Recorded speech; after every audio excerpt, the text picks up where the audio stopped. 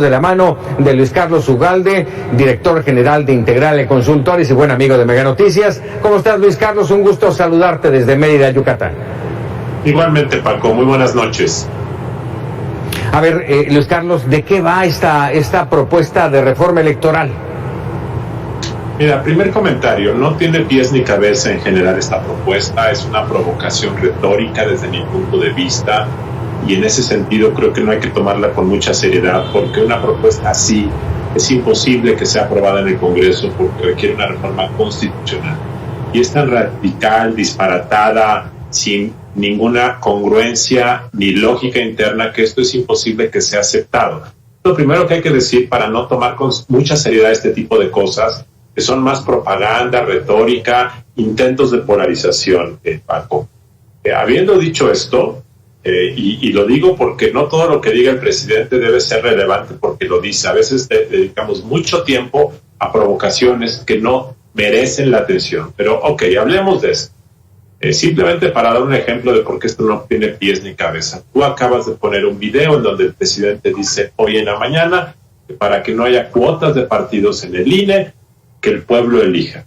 Pero el presidente dice que para que la gente elija a los consejeros mediante voto popular, entonces se van a postular candidatos. ¿Y quién va a nominar a esos candidatos? Pues dice que 20 los va a postular el gobierno, 20 los va a postular el Congreso y 20 el Poder Judicial. Yo les pregunto a quienes nos ven, ¿a quién va a designar como candidato el Congreso? Pues a los que sean amigos de los partidos políticos. ¿Y cómo le vas a hacer para ser nominado por la Cámara de Diputados? Pues te vas a acercar con los partidos, sobre todo con el más grande, que es Morena. ¿Y cómo le vas a hacer para que el gobierno te postule? Pues te vas a acercar con secretarios de gabinete, con el secretario de Gobernación, con asesores del presidente. Entonces vas a ofrecerles lealtad al gobierno a cambio de que te nominen. ¿Tú crees, Paco, que esto es quitarles las cuotas y independizar a los consejeros? Se trata, al contrario, de un mecanismo más politizado, más capturado los consejeros, y van a estar al final a las órdenes del gobierno, a las órdenes de los partidos en el Congreso, y esto me parece que es sumamente negativo y sumamente pernicioso. Y luego pregunto yo, ¿y quién va a organizar la elección de los consejeros? Tienes que instalar 160,000 casillas, elegir a los consejeros te va a costar 3,000 millones de pesos.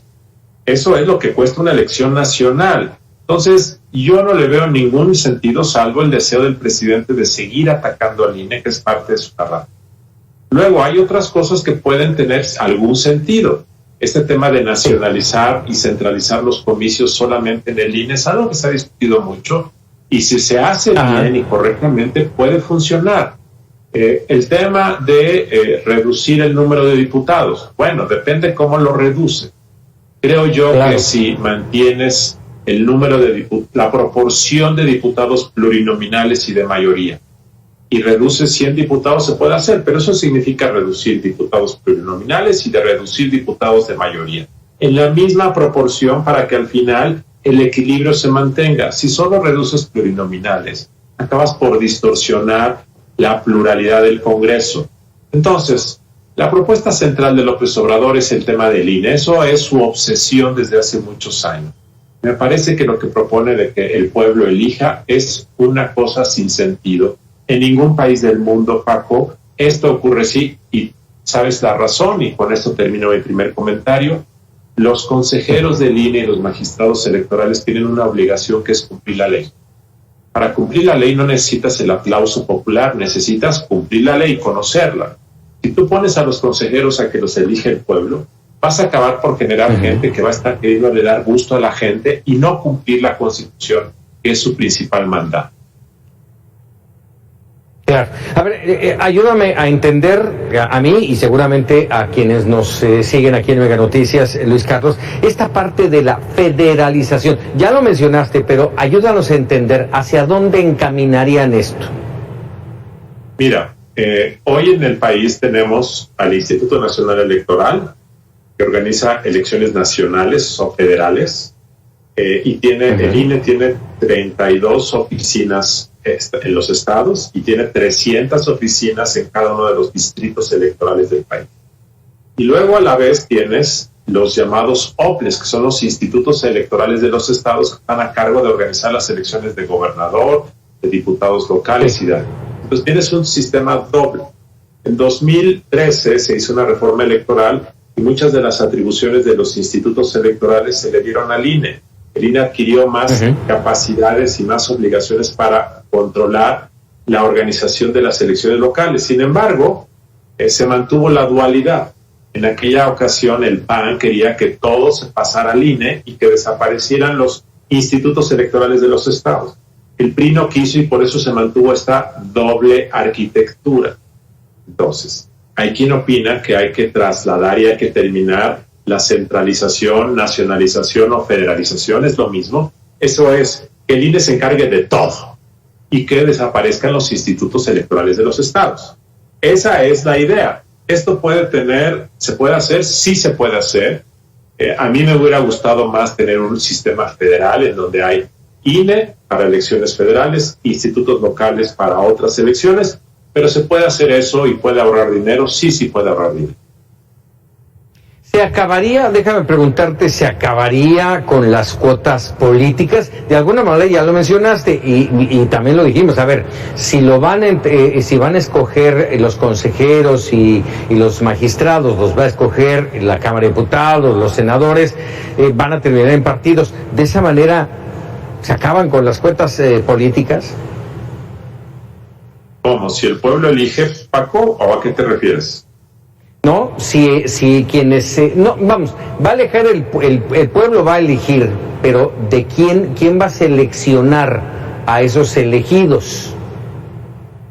Lo que López Obrador propone es que esos candidatos sean propuestos 20 por el Congreso, 20 por el gobierno y 20 por el Poder Judicial. Según López Obrador... Lo cual mantiene las cuotas políticas. Pues no solo las mantiene, las exacerba.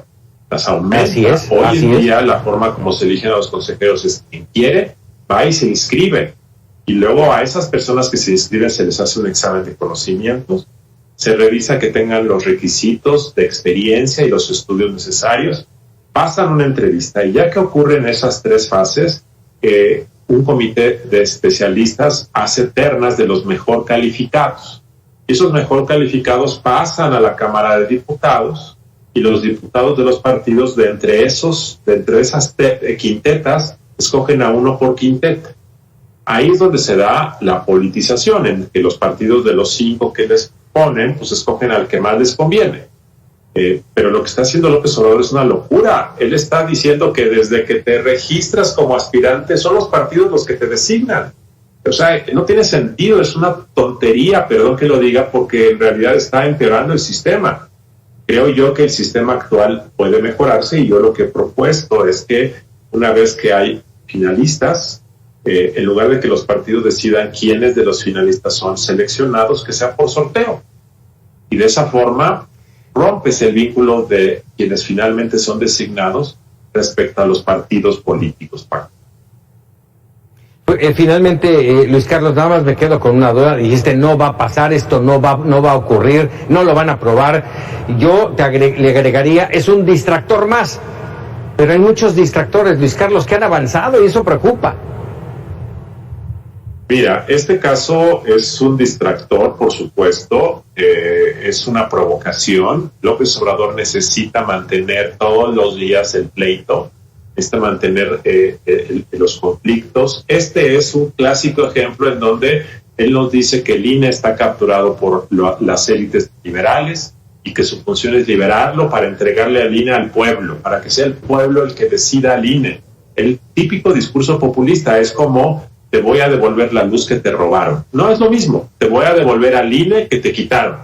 Entonces, aunque no ocurra, aunque no se apruebe, el presidente gana porque le mantiene la narrativa. López Obrador necesita platicarnos historias de luchas en las que él está del lado del pueblo luchando con élites malévolas que quieren hacer fraudes que él nunca ha demostrado. Eso es lo que él quiere. Entonces, yo no veo que haya los votos, yo no veo que en esto los partidos de oposición vayan a conceder, no veo que esto tenga futuro, salvo el hecho de que todos estamos enfrascados discutiendo esto, a él le conviene que estemos discutiendo lo que él quiere, él lo usa para atacar a sus adversarios, y al final quizá no pase nada, pero entonces él va a decir, entonces el INE no le voy a dar dinero, entonces el INE lo voy a castigar. Es el pleito en todos los temas que el presidente nos genera. Caray, pues como siempre, Luis Carlos, agradecido de tu opinión, de tu comentario, aprovechando, anunciándole a nuestro auditorio, ya estamos a unas semanas de arrancar Voto por México, esto en el entorno del proceso electoral en 6 entidades, y Luis Carlos Ugalde estará con nosotros, como siempre, dando sus puntos de vista muy puntuales. Luis Carlos, como siempre, muchas gracias. Gracias, Paco. Muy buenas noches. Muy buenas noches. Ahí lo tiene usted, Luis Carlos Ugalde, director general de Integralia Consultores. Vámonos con otro tema. Vamos, vuelve.